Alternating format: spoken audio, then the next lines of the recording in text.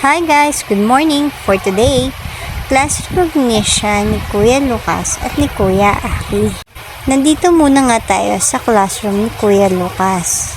After nito, doon naman tayo pupunta sa classroom nila Kuya Aki. Eto nga't nag-start na yung recognition nila Lucas. At syempre, hindi mawawala yung mga pagbati ni teacher at pagpapaalala sa mga parent.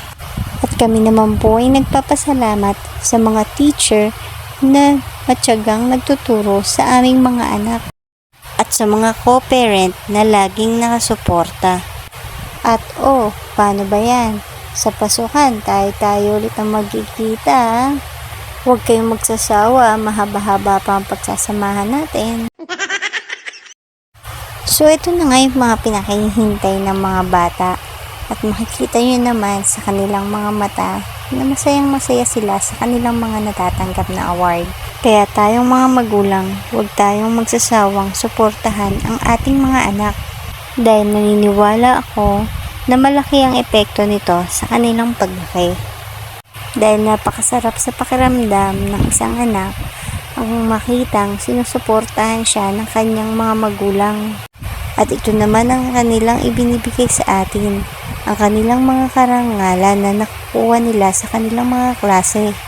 At kaya nagpapasalamat ako sa aking mga anak dahil sa kabila ng hirap ng buhay, ginagawa nyo itong inspirasyon para mapagbuti nyo ang inyong pag-aaral. Sana ipagpatuloy nyo ito hanggang sa maabot ninyo ang inyong mga pangarap. At palagi nyo tatandaan, may award man o wala, okay lang yan. Ang importante, nakapasa kayo. At palaging magpasalamat sa Ama na siyang nagbibigay sa atin ng lakas at talino sa araw-araw. Nandito na nga rin po pala tayo sa classroom nila Kuya Aki. Medyo late na nga rin po nag-start ang kanilang recognition dahil nag-practice pa sila para sa kanilang graduation day. At yes po, may graduating po ako ngayong taon with honors. Pagpasensyahan nyo na nga po kung wala akong ganong video sa kaganapan dito. Dahil ang gamit kong cellphone dito ay nagloloko. Kaya iilang pictures lang ang aking nakuha. Kaya hanggang dito na lang po ang ating vlog. Congrats po sa ating mga anak. Thank you for watching. Paalam!